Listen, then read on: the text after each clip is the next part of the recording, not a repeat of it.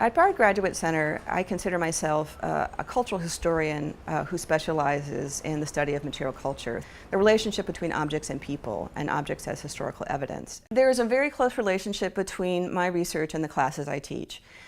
So for example, I teach a class on history of collecting, looking at private collecting, and my own work has been specifically about Americana collectors in the early 20th century using their collections for political aims.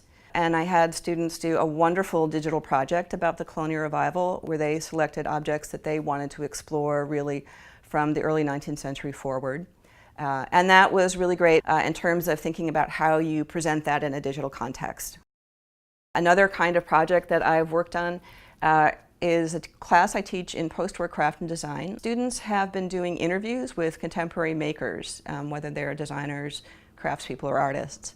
And the students were doing such a great job in those interviews that I decided that they really should go online as an archive. And so we established here the Bard Graduate Center Craft, Art, and Design Oral History Project, which features those student interviews, both as a research resource and as an opportunity for them to learn how to do this kind of practice. A class that I particularly enjoy teaching is about the practice of design history and material culture studies. So starting looking at the historiography of how these fields came into being and the different perspectives that scholars use to think about them. So for example, what's an anthropological perspective? What's a sociological perspective? What's an art historical perspective?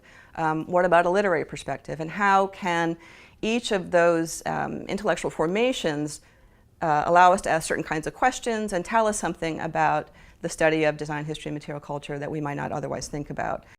One of the things that you can do here with American Material Culture Studies is use our study collection, where there are a lot of objects that have to do with 20th century, contemporary, and some 19th century American contexts.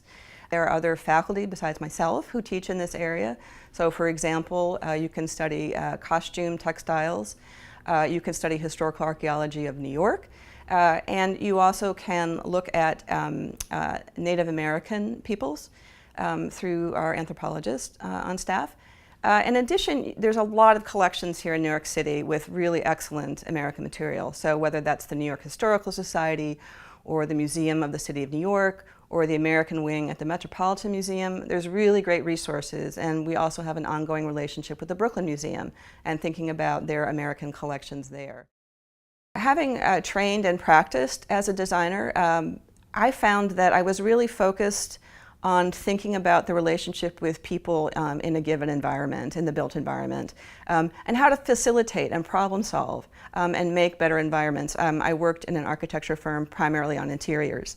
And I also worked a lot on historic preservation and adaptive reuse, and I was really interested in that relationship between past and present through buildings and current use. So I think it really sensitized me to things like spatial organization, materials, process, and again, human interaction. My current projects really center around post-war craft and design in the US. And specifically, my own research includes an exhibition and anthology about Paul Hollister, who was a critic of studio glass in the 70s and 80s, who actually taught here. And so the book project is looking at his writings and selecting and creating an anthology that looks at how criticism shaped studio glass both in terms of market and aesthetics during the 70s and 80s. So we're looking at developing essentially an East Coast glass story that looks specifically at New York, New Jersey, and North Carolina.